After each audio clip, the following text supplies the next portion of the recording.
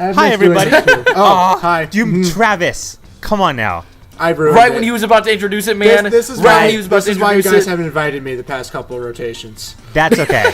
Travis is a little rusty, so we're just going to rewind. Blah. All right. Hi, everybody, and welcome to another podcast that we're doing. Today, I am joined with two not guests. They're permanent members, and I am Mike, and these are... Nick. And I'm Travis from We Game for Fame. Oh. You introduced me as a damn. guest, therefore I have to have my own I thing, said right? not guest. I made sure to not say guest. Okay. Whatever. He's going to be bitter. He was plugging his own channel right there, man. Don't worry about it. That channel Not sucks. that my Don't watch channel it. has been alive for like a month and a half now. I don't think That's- anything has but- happened. That's true. But it still exists. Anyway, Mike, what's our topic? So today we are talking about IPs versus sequels. This is something that I find kind of interesting because in today's sort of gaming world, there's a lot of games that come out that are pretty much just sequels. You have like a million Call of Duties or a million Assassin's Creeds, and not many companies, I feel like at least, are trying out new IPs. Like Nintendo's last one, I think, was Splatoon, and then you have like Last of Us, but there's not that many of them. And so I feel like a lot of companies have been doing the cop-out thing of like, oh, I'm just going to make a sequel to a popular game to try to, rake in as many sales as I can. And so I kind of thought of the question, well, what do you guys think? Should companies do new IPs or should they stick to the sequels? Like, which route do you think is better? So, I have a couple of thoughts on this first, but I was going to say, Travis from We Game for Fame, would you like to start us off for this one? Okay, well, from the We Game for Fame perspective, I wish that there were more new games because, especially when you have like a really popular series, like I'll just throw a name out there like Paper Mario, just because I can actually think of a specific one for it. You run into the problem of if you change it too much that you'll like lose some fans in that situation, and then if you don't change it enough, then you just get bored of it, like Call of Duty. Right. So it's like, Well, if you keep just throwing out sequels to games, they'll always like become dry in a sense, just because you're either changing it from what it used to be, so it's like you should just call it something else, or you didn't change it at all and you're like, okay, I pretty much already have this game. Well, here's the point that I'm going to make that I think you guys will this will be a good point of discussion for us. So when you start with having because if you think about it, all these games had to start as a new IP at some point. So if you're talking about Mario, like the original Mario Bros again, like a long time ago, it was a new IP. Same way for Legend of Zelda, same way for Sonic, same way for all like these game giants nowadays, Call of Duty, Halo, all of them started off as a new IP at one point.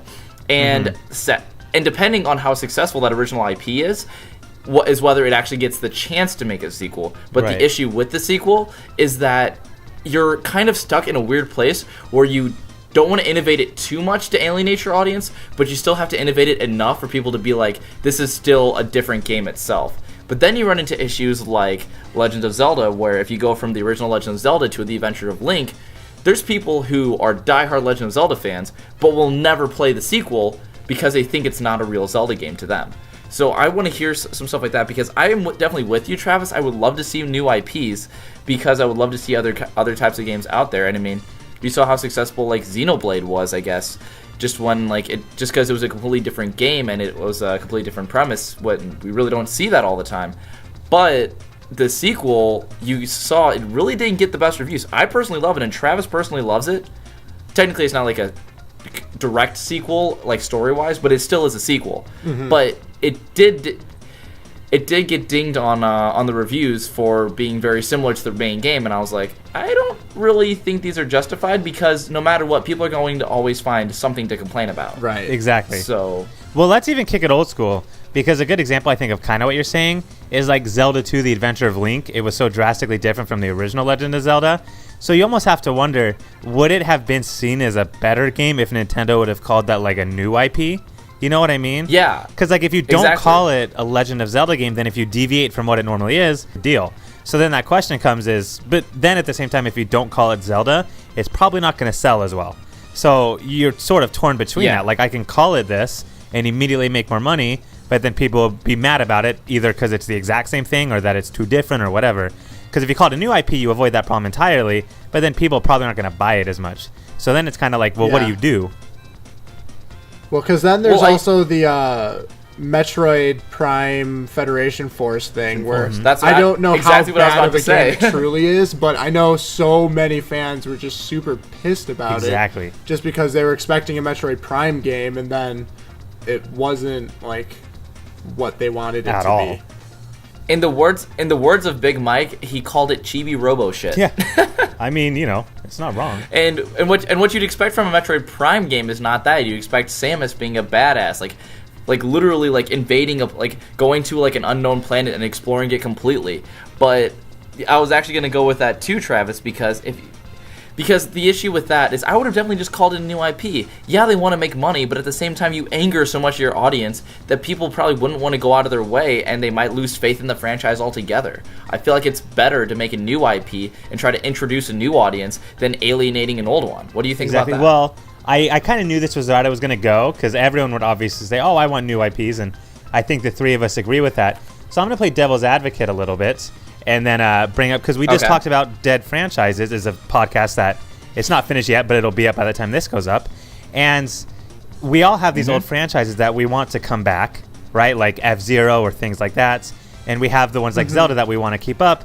But then we're asking for new IPs. They want us to make new games like that. So the question is, we're asking them to bring back franchises that they stopped making to make new ones. So we're asking for them to keep making new series, but then we're asking for new IPs on top of that. So that kind of seems unfair, doesn't it? To be like, well, keep up like 50 different series. So at that point, are we kind of asking for something that's, unfair? I don't think it's asking for something that's unfair if they would have taken more time in between the actual games itself. Because what I think is, I'm with you. They definitely can't keep up if we're talking about Rare. Like, Rare came up with so many different things. Like, I wouldn't expect like 5 different iterations of Diddy Kong Racing. That would be ridiculous. And at the same time, like, they wouldn't be able to do that with also keeping up with Banjo Kazooie and Perfect Dark and Conquer and whatever. But if we're talking like, if you space out times and actually take time to actually develop what would be innovative, what would be like a good continuation in the series, and be able to maybe introduce a new IP. Yeah, maybe some IPs fail. Maybe some of them don't get the backing that they should. But at the same time, it prevents the fact like games getting rushed like Sonic Boom, or we've talked about that so much, and probably everybody has, because it's just so bad of a game. It literally is listed as one of the worst games of all time.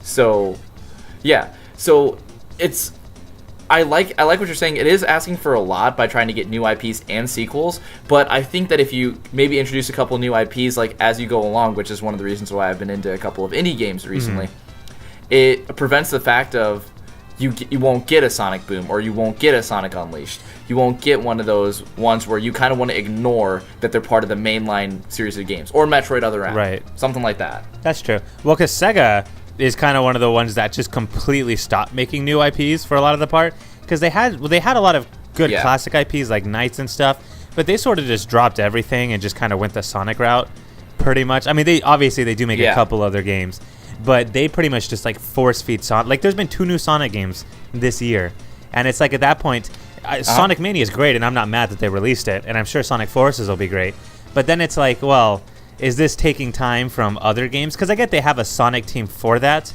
but then the fact that you as a company have like a team that's set to make a certain franchise, I don't know. I just feel like that's taking a lot of resources that could be used for a unique game, No, I definitely agree. And here, this is actually a question that I had for Travis. So, Travis, have you seen gameplay of the Xenoblade Chronicles for the Wii? No, I have not. Ooh, okay. Not for the original Wii, just because like I didn't have a Wii, so I didn't really care. All right, so we're starting it back up. We had a little bit of technical difficulties, but I'm going to bring up a different point into this new IP versus sequels thing, and that's going to be Yooka-Laylee. So Yooka-Laylee, for people, if you kind of forgot or if you don't remember, Yooka-Laylee was basically kind of meant to set out to be a Banjo 3E, basically a third iteration of the Banjo series. But it technically was a new IP, but it was basically made as that. And it still suffered from the problems that people would give to sequels that are very, very similar. So so basically the same thing that happened with Fire Emblem to Fire Emblem Shadow Dragon to Fire Emblem Gaiden. Same thing from Legend of Zelda to The Adventure of Link. And same thing from Banjo-Kazooie and Banjo-Tooie to Banjo or to Ukulele, where they all, or actually no, it still suffered from the fact that people either is going to complain about it being too much of the same or too different. So that was another point that I was going to bring up, where technically is a new IP, and honestly, depending on how well that sells, I don't think they're going to be making more of those, and it kind of stinks because I would love games like that to still be made, but you know, I'm just one person in the gaming world. Well, they kind of destroyed the collectathon thing, but I would even say ukulele you can use as a different point too, where you can almost say ukulele was obviously a lot better than Banjo-Kazooie nuts and bolts, right? I think that's fair to say. But Banjo-Kazooie, oh my gosh, yes. But Banjo-Kazooie nuts and bolts probably sold way more, and it got way more attention because they slapped on the Banjo-Kazooie name, you know? So even though ukulele was the better game, I think if ukulele would have been made by Rare and had been called Banjo 3E, it would have sold like crazy. But since it was a new IP, even though it did justice to that old style, it's not going to get as much of a chance because it's not Banjo-Kazooie, you know?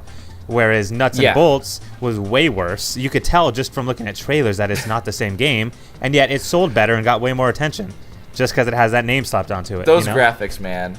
Those graphics, when I just saw like Banjo with like having like a pizza gut and whatnot, I was just like, oh, come on, guys, come on. It's pathetic. It makes me want to cry. Yo, let's do a podcast on how Microsoft killed Rare. That would not be a bad idea, to be honest. Such a good like game development company right there. But either way, no, Travis. So I know you're saying that you're thinking about repicking it up, but Xenoblade Chronicles X, another thing that I was going to mention there.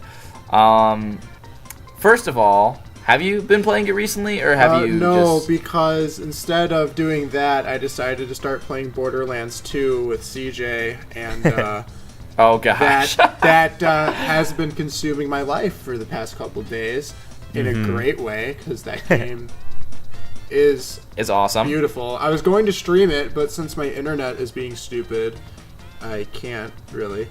Aw, which is a shame. Aw. Yeah, because it keeps dropping like 98, 99% frames. And I've heard that when you drop that many frames, it's a really, really bad stream. Mm-hmm. Oh, it's pretty bad. Well, either way, so I guess another thing that I want to point out. So I guess since Travis hasn't played Xenoblade, at 1.2 is when people are at what point 2 is when people are going to start complaining about it being too much of the same, because in the case of what's the game? Well, I guess in the game of Banjo-Kazooie, I'm guessing people would be complaining around like the third iteration of the game if it's too much of the same.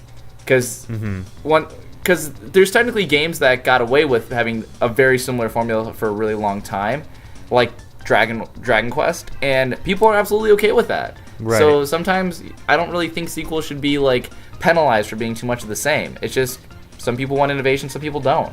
You can't satisfy all your audience. Well, I think it comes down to how many sequels you have, because look at Call of Duty or Assassin's Creed or Sonic, where more of the same to me isn't a huge problem if it's not overdone.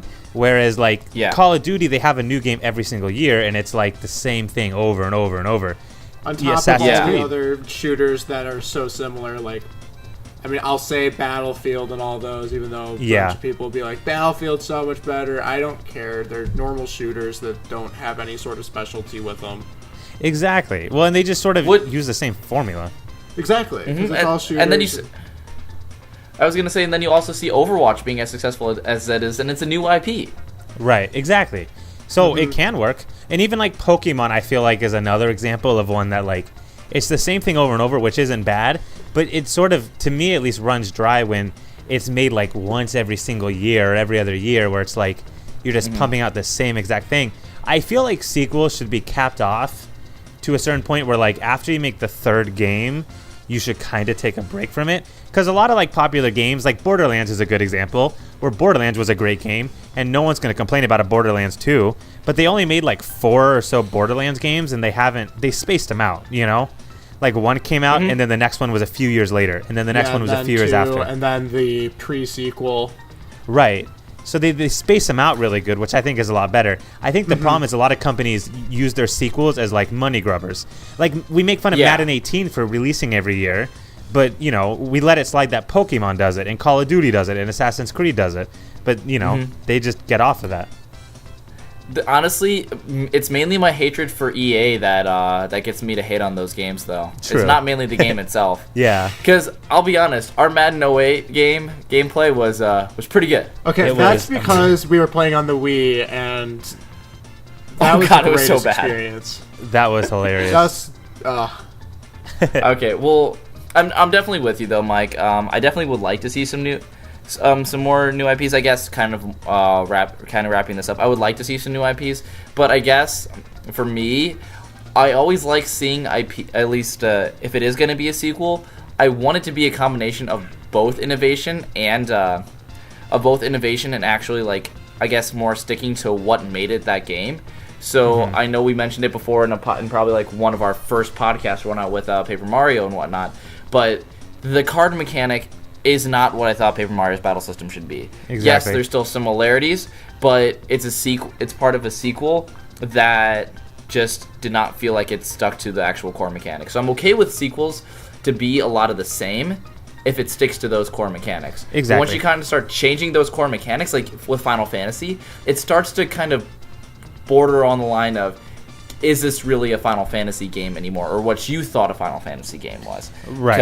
Exactly. Because it's very obvious that Final Fantasy's 2 leveling up system is the exact opposite as like Final Fantasy's 10 or something like that. But yeah. Either way, sure. what are your guys' closing thoughts? Well, I'll say to close, on my statements, I'm okay with sequels, and I think finding a balance in them is important. I just don't like sequels that are released yearly. If you're going to make a sequel, I think it should do justice to the games before it. Kind of like you said, come in with a new idea or something. Don't just throw out a sequel because it has the character's name in it. I like Nintendo, look at Splatoon, or look at, Splatoon's the one I have in my head because ARMS wasn't amazing, but it was a new idea. And so you can pump out new ideas and they're good. I didn't talk about Last of Us as much as I thought I was gonna, but that's another great one by Naughty Dog, is they threw that one out there and look how amazing Last of Us was. So when you try new ideas, it does work well. So throw that in there and then sort of go back to old IPs when you have a good idea for them. That's how I feel. Yeah, I like that. What about you, Travis? And for me, it's basically what we've been saying. Like, if there's too many sequels too frequently, then obviously it loses its flair. Because, also with Blizzard, Overwatch was, a huge hit because it was such a new way of looking at first-person shooters, because they made it more like League of Legends type, where it's you had the 4 abilities, and, this is what this character will do. And then, since I've been playing Borderlands, I love the tree system. There's 3 different trees that you can level up in, and it completely changes how you play each character. And then there's multiple characters, so there's 18 different ways of playing the game, which is incredible. Or then there's Call of Duty, where it's okay, you're gonna go in and shoot people. Exactly. Genius gameplay. So it's and then since there's so many other shooters, because Call of Duty is so popular, that piggyback off of the thing, it's just you pick one shooter that you'll like Ghost Recon, Battlefield, Call of Duty, and then it's just stupid. Right. So if they can find their own unique thing, Overwatch found its unique thing, even though I said this was the most overrated game, I'll still give it kudos that it definitely did something new. Exactly, for sure. Oh, absolutely. So it's I appreciate it when games do end up trying to change a concept of a core mechanic of first person shooters, but they're how can we make this one stick out toward the others? Right. Yeah. But I do think the only game series that has managed to do literally whatever the hell they want and get away with it is Mario. Pretty much, that's true. Between Mario kart has and vomited sports, in everything. And he has. Because they just did Mario Maker, so 2D is back, and then there's however many freaking 3D Marios with multiple galaxies and whatever. It's true. But they're still all fun. That's true. Yeah, Mario's the exception to that rule, where he can just get away with whatever he wants to. Yeah. That's funny. Mario basically makes itself a new IP and a sequel whenever it wants to. Pretty it really much. does. Yeah, Mario's the exception to everything we said in this video. Basically. All right, cool. I'm done. You guys done? Yes, sir. Peace. Mike, closing it. Bye. You introduced it, man. You're not gonna say anything else. Oh, thanks for watching. If you have an opinion, you can leave it below if you want. All right? Is that cool with you?